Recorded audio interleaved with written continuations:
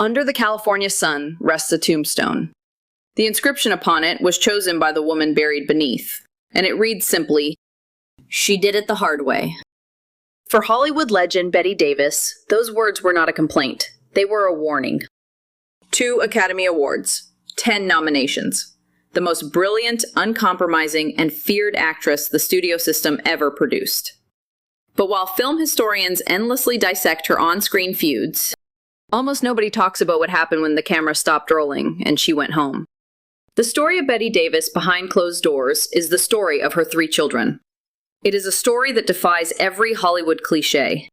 One would grow up to write a brutal memoir that tore her mother's legacy to pieces while she was still alive. One would spend her life hidden away in a care facility, separated by a tragedy no one could undo. And one, the quietest of the 3, would survive the wreckage, maintain his loyalty, and quietly inherit everything. But to truly understand these children, you have to look at the woman who raised them. Ruth Elizabeth Davis was born in 1908. Her early life was defined by an absence. When Betty was just 7 years old, her father walked out. He left, and he did not come back. From that moment, she was raised by her mother Ruthie in an environment of fierce, insular survival.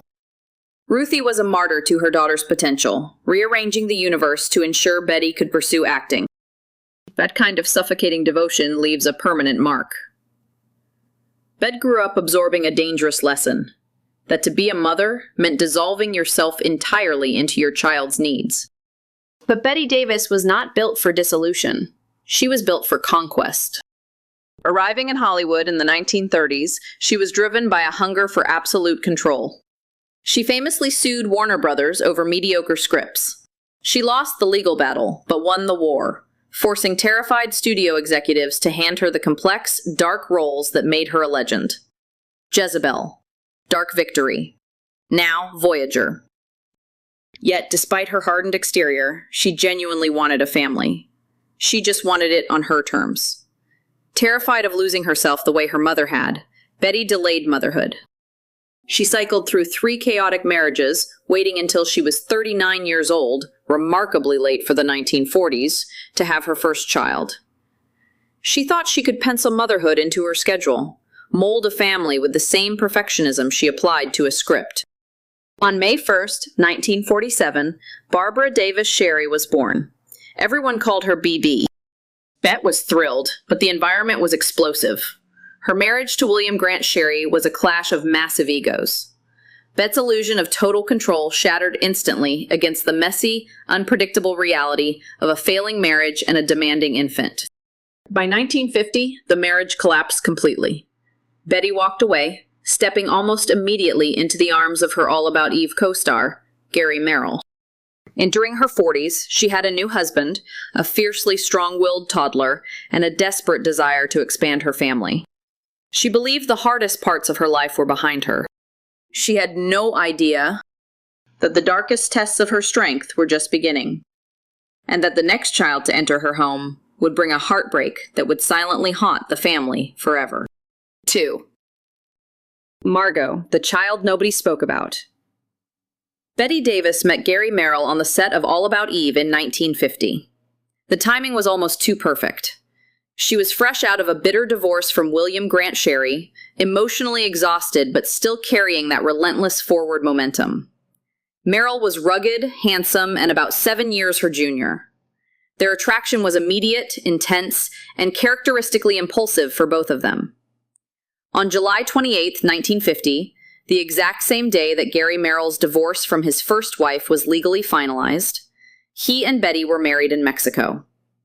It was a whirlwind romance, the kind that looks magnificent in press photographs, but often struggles to survive the quiet, unglamorous realities of domestic life. Gary legally adopted young BD, giving the little girl his last name. For a brief, shining moment, it looked as though Betty had finally constructed the perfect picture she had been chasing. She had the career, the handsome new husband, and the beautiful daughter. But Betty wanted more. Having grown up without a father, and knowing the intense, claustrophobic pressure of being an only child under Ruthie's watchful eye, Betty was determined that BD would not grow up alone. In January of 1951, Bette and Gary expanded their family. They adopted a tiny, 5-day-old baby girl. They named her Margot Mosier Merrill. The choice of the name Margot was a deeply sentimental one. It was taken directly from Margot Channing, the iconic, aging actress Bette had just finished playing in All About Eve. It was a gesture of immense tenderness, a way of tying her greatest professional triumph to her greatest personal hope. For the first few years, the family retreated to a sprawling, picturesque estate on the coast of Maine. Behind the heavily guarded gates, away from the flashbulbs and the studio executives, there was a genuine attempt at a quiet life. By all available accounts, baby Margot was bright-eyed, happy, and seemingly healthy. The first chapters of her life in the Merrill household looked entirely ordinary. But as Margot approached her 3rd birthday, the picture began to fracture. It started with small, unsettling details, behaviors that didn't quite align with what Bette and Gary expected from a toddler. Margot seemed to be falling behind in her developmental milestones. Her emotional reactions were unpredictable, sometimes escalating into brief, confusing moments of destruction.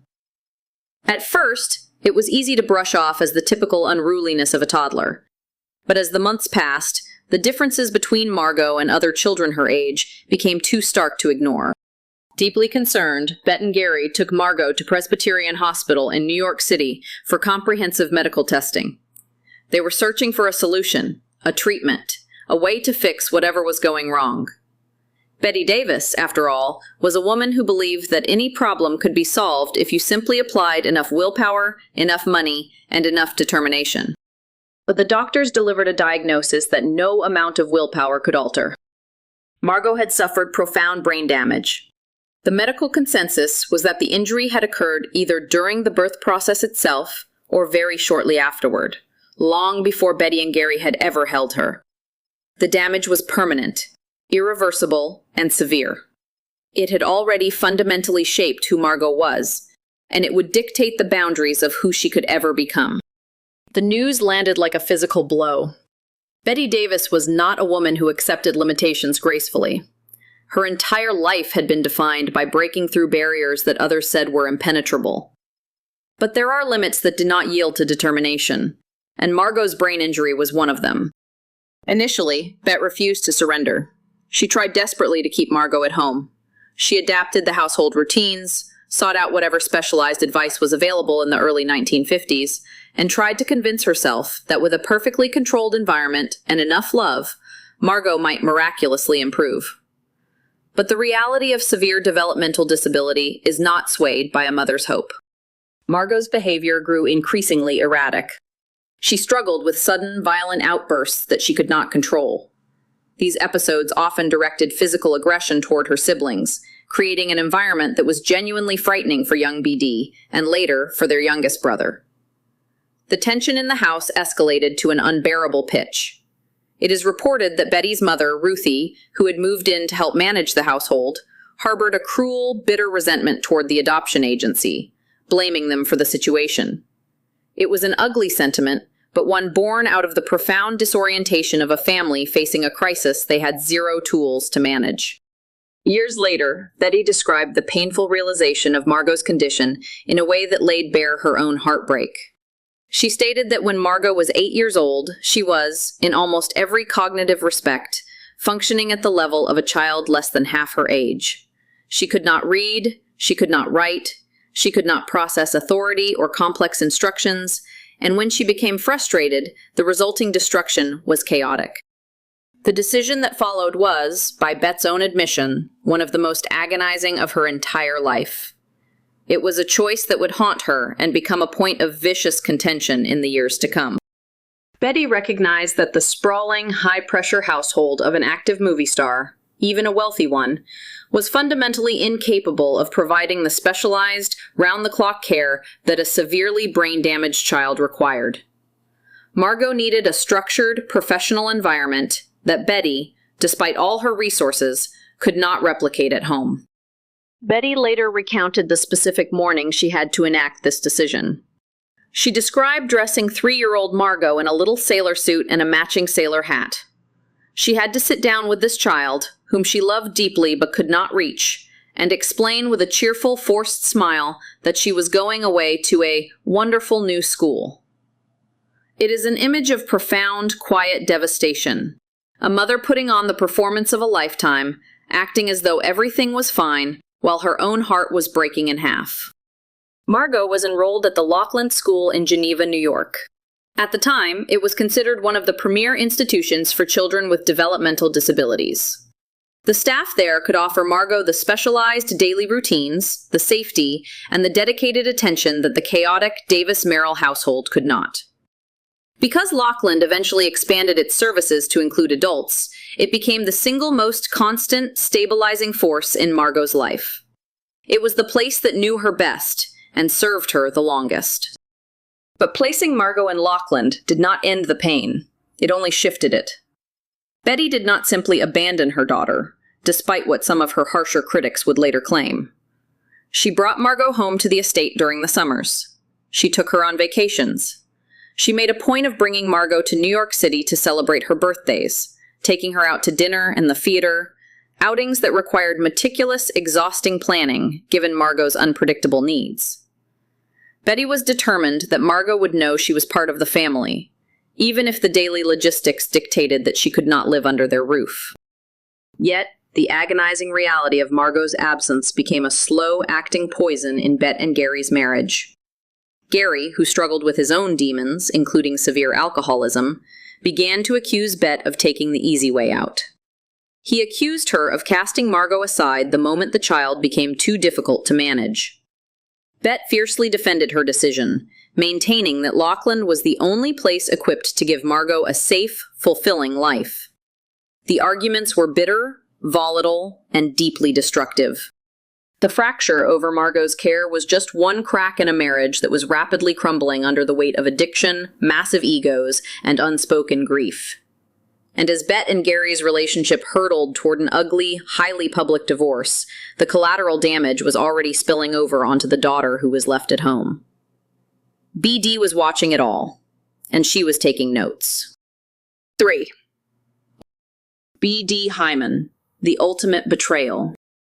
Of the 3 Davis-Merrill children, Barbara Davis Sherry, known to the world as B.D., was the one who, in many ways, had the most conventional start. She was Betty's biological daughter, the child Betty had actively delayed her career to have, and for the first decade of her life, she occupied the absolute, blazing center of her mother's universe. B.D. grew up in a household steeped in fame, breathing the rarefied air of Hollywood royalty.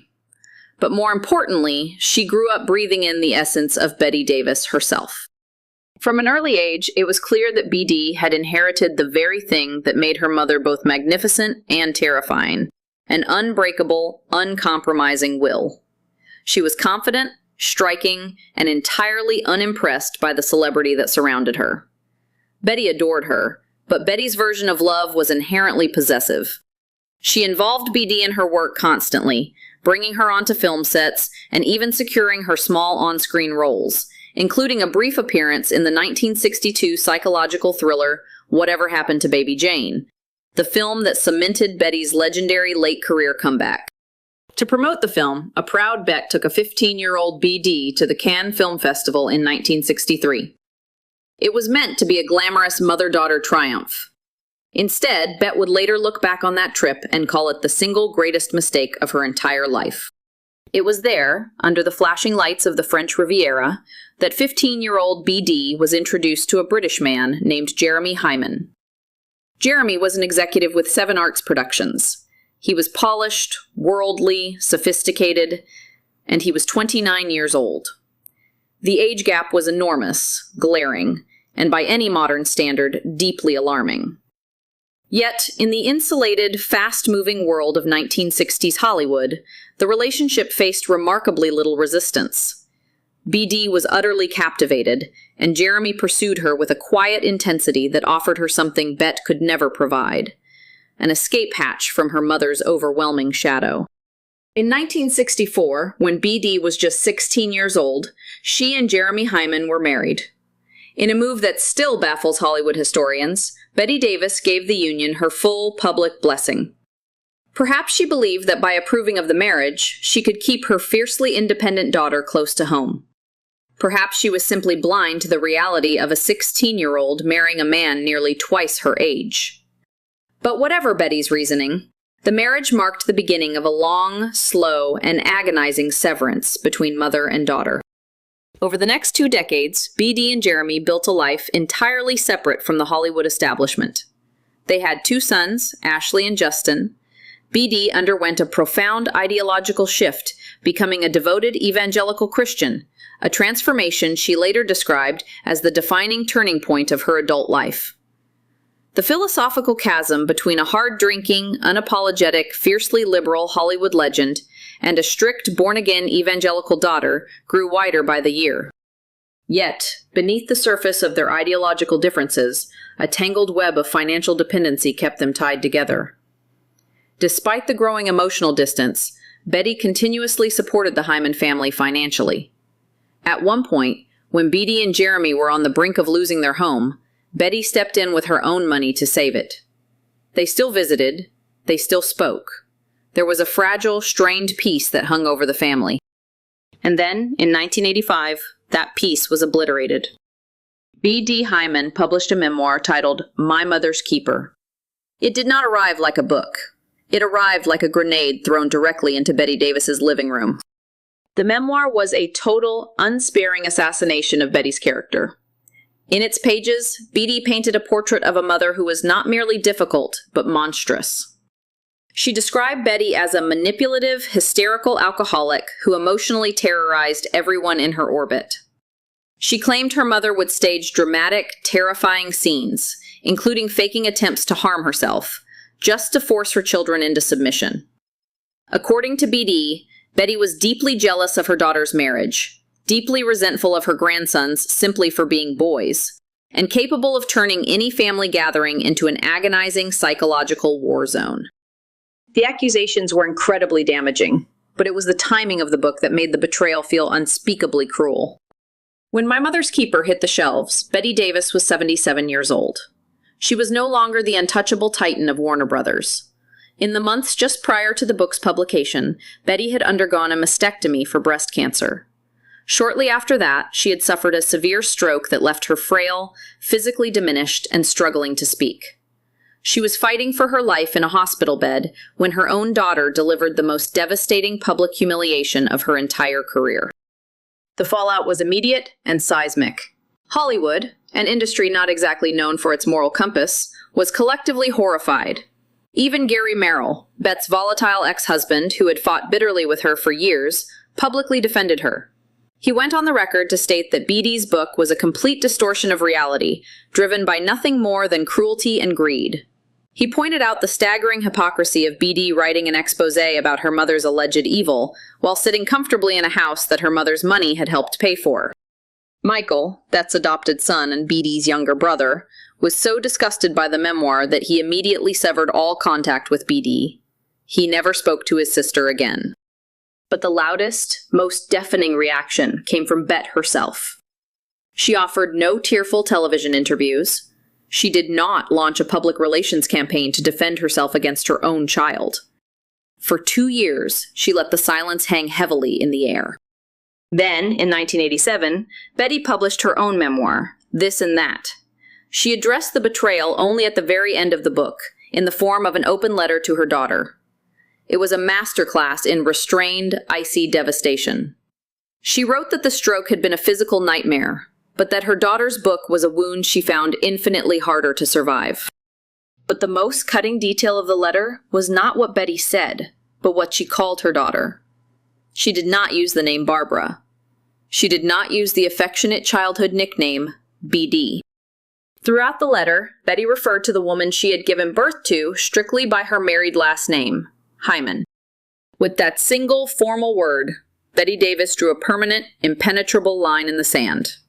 She was letting her daughter know that the mother she had written about was dead to her. The severance was absolute. They would never speak again. Michael, the son who stayed. Of the 3 Davis-Merrill children, Michael is the one who has lived most fully in the shadows. But in a family defined by blinding spotlights, massive egos, and public betrayals, Choosing the shadows is perhaps the most remarkable survival tactic of all. There are no dramatic memoirs with his name on the cover. There are no scandalous television interviews. There is no public fallout trailing behind him. He is, by almost every available account, a steady, intensely private man. And that quiet steadiness was exactly what the fractured Davis family desperately needed, even if they rarely knew how to ask for it. Michael Merrill was born on February 5, 1952, and was adopted by Bette Davis and Gary Merrill shortly afterward. He was the youngest of the 3 children, brought into a household that already held the fiercely independent BD and the newly arrived, tragically ill Margot. For his earliest years, the family was based on a beautiful, sprawling estate along the coast of Cape Elizabeth in Maine. But a beautiful house cannot insulate a child from the emotional weather inside of it. Michael grew up in an environment that would have broken most people. He had a mother who was a larger-than-life Hollywood legend, demanding absolute perfection and loyalty. He had an adoptive father in Gary Merrill, who was deeply volatile, frequently drunk, and prone to explosive anger. He had an older sister in BD, who was constantly clashing with their mother, entirely consumed by her own rebellion. And he had a younger sister in Margot, whose severe brain damage required intense, often agonizing family decisions, eventually resulting in her being sent away to a care facility. The household was a psychological war zone. And yet, Michael grew up and did something that neither of his parents nor his older sister could ever quite manage to do. He built a life completely without the noise. Rather than being seduced by the glamour of the entertainment industry, or being destroyed by the toxic dynamics of his home, Michael chose a path of deliberate, disciplined normalcy. He walked away from Hollywood. He attended the University of North Carolina at Chapel Hill, graduating with a degree in political science in 1973. From there, he went on to Boston University's law school, earning his degree in 1977. After law school, Michael did not return to the glittering hills of Los Angeles to leverage his famous last name. Instead, he spent 2 years in Germany working on military tribunals, a detail that feels almost staggeringly incongruous with the world he grew up adjacent to. It paints a picture of a man who craved order, justice, and quiet, meticulous work. When he returned to the United States in 1979, he established a law firm in Boston called Merrill and McGeary. Boston became his sanctuary. It was a city of history and old-world discretion, far removed from the sensationalism of the tabloids that constantly hounded his mother. And yet, despite creating an enormous physical and professional distance from Bette Davis, his relationship with her was, by all indications, genuinely warm and profoundly important to her. There is a highly poignant interview Bette gave late in her life. The interviewer asked her a simple, devastating question. Did she believe she had been a good mother? Bette, usually so armored and defiant, offered a rare moment of vulnerability. She said that she believed she had been. She said she had loved her children fiercely. And then she added a crucial caveat. She said, "My son agrees with me." That single sentence carried the weight of the world for Bette Davis. By the mid-1980s, she knew her relationship with BD was permanently ruined. She knew Margot's life had been entirely dictated by a tragedy no one could control. And so, the quiet confirmation from Michael, steady, reliable Michael, the lawyer in Boston, was the one piece of maternal validation she had left to hold on to. He was the one child out of 3 who looked at the chaotic, suffocating, intensely demanding love Bette Davis had to offer and accepted it for what it was. When BD published My Mother's Keeper in 1985, tearing Bette's reputation to shreds, Michael did not attempt to play the peacemaker. He did not sit on the fence. He recognized exactly what the book was, a brutal, calculated strike against an elderly woman who had just suffered a stroke. Furthermore, Michael was clear-eyed enough to see the staggering hypocrisy of his sister's actions. He knew perfectly well that Bette had been financially supporting BD and Jeremy for years, even stepping in with her own money to save them from losing their home. BD had essentially written a book destroying her mother, while sitting inside a house her mother had paid to keep a roof over. Michael immediately severed all contact with BD. He stood firmly and unapologetically in his mother's corner, and he never wavered. When Bette Davis died in October 1989, Michael was named as the primary family inheritor of her estate. Alongside Betty's devoted personal assistant, Catherine Cermak, Michael was left in charge of his mother's legacy. He co-founded the Bette Davis Foundation to provide financial support to promising young acting students, housing the foundation at Boston University, the very place he had earned his law degree. But his quiet loyalty extended beyond just his mother. When his adoptive father, Gary Merrill, died in 1990, just 5 months after Bette, the financial trust Gary had set up to pay for Margot's care at the Laughlin School passed directly into Michael's management. He didn't complain. He didn't write an expose. He simply took over the responsibility. He made sure that his severely disabled sister, the child the rest of the world had forgotten, was financially secure and cared for until the very end of her life. There's something quietly devastating about the picture Michael Merrill presents. He is the son no one wrote the sensational articles about. He doesn't appear in the most dramatic chapters of Hollywood history books. He survived a famous, complicated mother, a volatile father, a sister who became a national controversy, and a sibling who required lifelong institutionalization. And he emerged from all of that wreckage and simply became a good lawyer in Boston. In the context of the Davis family, that is not a small thing. It is a monumental triumph. It is a reminder that not every story about surviving a famous family looks like a screaming match on a talk show. Sometimes, survival just looks like a quiet man who picks up the phone, pays the bills, and shows up, year after year, for the broken people who need him. 5. The final disinheritance. The twilight years of Bette Davis's life were a masterclass in stubborn, unyielding endurance. By the late 1980s, the physical toll of her life had caught up with her. She had survived a mastectomy for breast cancer. She had survived a massive stroke that initially paralyzed the right side of her body and impaired her speech. She had survived the devastating public humiliation of her daughter's memoir. Most people, facing that catastrophic combination of physical failing and emotional betrayal, would have retreated into the quiet, unseen corners of old age. But Bette Davis was not most people. She refused to stop working. She continued to accept acting roles, dragging her frail, withered frame in front of the cameras, her iconic eyes now set into a face lined with deep, heavy grief. She was determined to keep moving forward, perhaps believing that if she ever stopped, the full weight of her fractured family would finally crush her. In September of 1989, at the age of 81, she traveled across the Atlantic to attend a film festival in San Sebastian, Spain, where she was being honored for her lifetime of cinematic achievements. It was a grueling journey for a woman in her condition, but she went anyway. She accepted the applause, the flashing cameras, and the adoration of a public that loved her far more simply than her own family ever could. But her body could take no more. On her way back to the United States, her health collapsed entirely. She was forced to detour to the American hospital in Neuilly-sur-Seine, just outside of Paris, France. On October 6, 1989, Ruth Elizabeth Davis died. The woman who had fought Warner Brothers, fought her husbands, fought her children, and fought her own physical decay, finally stopped fighting. Her body was flown back to Los Angeles, and she was buried at Forest Lawn Memorial Park in the Hollywood Hills, placed into a family sarcophagus alongside her mother, Ruthie, and her sister, Bobby. There was no grand public reconciliation on her deathbed. BD was not by her side. When a legend of Bette's magnitude dies, the world mourns the icon. But behind closed doors, the family must deal with the reality of what is left behind. And in Bette's case, what was left behind was a legal document that would serve as her final, immutable script.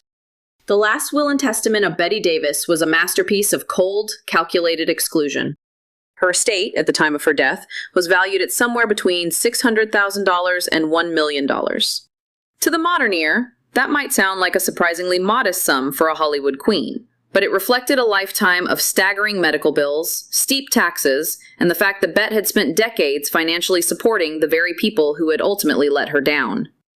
But the monetary value of the estate was entirely beside the point. The will was never about the money. It was about the message. When the document was read, it became brutally clear that Bette had used her final legal breath to ensure that the boundaries she had drawn in life would remain impenetrable in death. She left her entire estate to be divided equally between two people: her adopted son, Michael Merrill, and her devoted, longtime personal assistant, Catherine Cermak.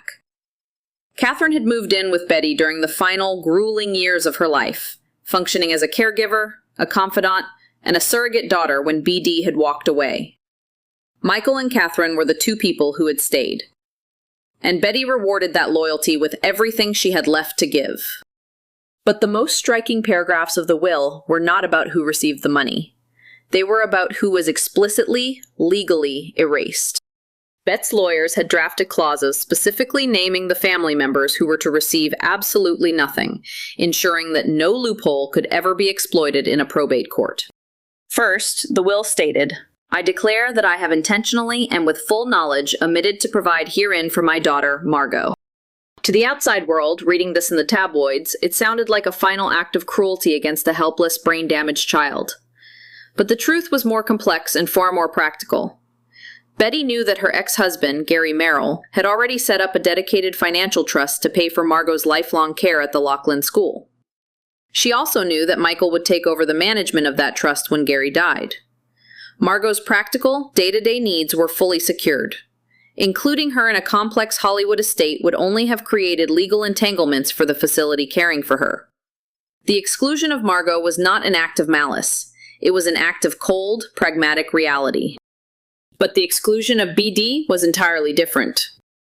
The will went on to explicitly name Barbara Davis Hyman, along with BD's two sons, Betty's own grandsons, Ashley and Justin. The document stated, with chilling clarity, that they were intentionally cut out of the estate. This was not a practical legal maneuver. This was pure, unadulterated retaliation. It was a mother's final, resounding answer to my mother's keeper. BB had written a book that traded her mother's dignity for a bestseller's paycheck. And so, Betty ensured that her daughter would not receive a single dime, a single piece of jewelry, or a single photograph from the Davis estate. Betty even cut out her grandsons, effectively punishing the next generation for the sins of their mother. There were no winners in this final transaction. The will simply codified the profound, irreparable brokenness of the family. Bette Davis died having never reconciled with the only child she had carried herself. BD went from being a young woman whose face appeared alongside her mother's on film to someone whose mother legally struck her from the record of her life. It was a devastating conclusion to a relationship that had started with such desperate, consuming love. Betty had finally gotten what she always wanted: absolute control over the narrative. But the cost of that control was a family left entirely in ruins. 6. What was left behind? When the dust finally settles on a dynasty, what remains is not the glamour, the film reels, or the Academy Awards. What remains is the quiet, often painful reality of the people who have to live in the wake of the legend. Bette Davis died in the autumn of 1989, leaving behind a legacy that was as brilliant on the screen as it was shattered behind the scenes. But the story of her family did not end in that Paris hospital. Nor did it end with the reading of her ruthlessly exclusionary will. The 3 children she left behind were forced to carry the weight of their upbringing into the rest of their lives, each navigating the heavy shadow of their mother in entirely different ways. B.D. Hyman, the daughter who had detonated the family with her memoir, spent the decades following her mother's death far removed from the Hollywood machinery she had once been a part of. She settled in Charlottesville, Virginia, and built a life centered entirely around her profound religious convictions. She became an evangelical pastor, eventually launching her own ministry and a YouTube channel where she preaches to a dedicated flock. In her later years, BD has occasionally spoken about her mother, making striking, extreme claims, including assertions that Bette had practiced dark spiritual work that brought a lasting curse upon the family. Whether one views BD as a traumatized survivor of a narcissistic mother or an opportunistic daughter who capitalized on her mother's fame, the tragic irony of their relationship is inescapable. Bette and BD were 2 fiercely stubborn, unyielding women who spent decades locked in a psychological struggle where neither could hear the other. BD built a community, a faith, and a congregation of her own. But she did it in permanent, self-imposed exile from the woman who gave her life. They never found their way back to one another. And then there is Margot, the child who was hidden away, the little girl who was deemed too broken to exist within the pristine perfection of the Davis estate, lived a life that is perhaps the most quietly triumphant of them all. After spending her early years at the Laughlin School, Margot eventually settled in the Boston area, supported by a network of human services. Margot Mosier Merrill lived far away from the cameras, the red carpets, and the bitter public feuds of her relatives. But she did not live a life devoid of meaning. She participated in the Special Olympics. She became a fiercely devoted fan of Boston sports teams. When she was diagnosed with breast cancer, the very same disease that had afflicted her mother, Margot faced it down and survived. When Margot died in May of 2022, at the age of 71, her obituary did not read like a tragic footnote in a Hollywood biography. It painted a picture of a woman whose laugh was contagious, whose sense of humor was sharp, and who had found a profound capacity for joy. The obituary noted that she deeply loved the people around her, and crucially, that she was deeply loved in return. For a child written off by the medical establishment of the 1950s, a child who never had the chance at an ordinary existence, her life was a quiet, resounding victory. She found the simple, unconditional love that her famous mother spent a lifetime searching for, but could never quite grasp. And finally, there is Michael, the son who chose peace, the son who stayed. When Gary Merrill died in March of 1990, a mere 5 months after Bette, the financial trust that Gary had established to pay for Margot's lifelong care passed directly into Michael's hands. He stepped into the void, ensuring that his sister was protected and provided for until the end of her life. He maintained his successful law practice in Boston. He lived with the kind of quiet, steady dignity that Hollywood rarely understands and almost never rewards. Yet, Michael never abandoned his mother's memory. In 2008, the United States Postal Service issued a commemorative stamp honoring Bette Davis on the centennial anniversary of her birth. The first day of issue celebration was held at Boston University, the institution that houses the Bette Davis archive. On that day, it was Michael Merrill who stood on the stage. He stood alongside Hollywood legends like Lauren Bacall, accepting the applause and the adoration of the crowd. He did not seek the spotlight for himself. He was simply there to honor the complex, difficult, intensely loving mother he had known, the mother he had understood, and the mother he had forgiven. Hollywood history has a habit of reducing its titans to their most dramatic caricatures. Bette Davis is often remembered simply for her withering one-liners, her cigarette smoke, and her legendary feuds. And those things were certainly a part of her. But she was also a woman who sat with a 3-year-old girl in a sailor suit and broke her own heart. She was a woman who wrote a letter to her daughter and signed it with ice, because anger was the only armor she had left. The story of Bette Davis and her 3 children is not a cheap cautionary tale about the perils of fame. It is a deeply human tragedy about the absolute limits of control. Bette Davis possessed a force of personality that could command studio executives and captivate millions of strangers in the dark. But she could not command a child's brain damage. She could not command a daughter's rebellion. She could not force the messy, fragile reality of a family to fit into a perfect script. If you return to that quiet cemetery in Los Angeles and stand before her white marble tombstone, the epitaph finally makes perfect sense. She did it the hard way.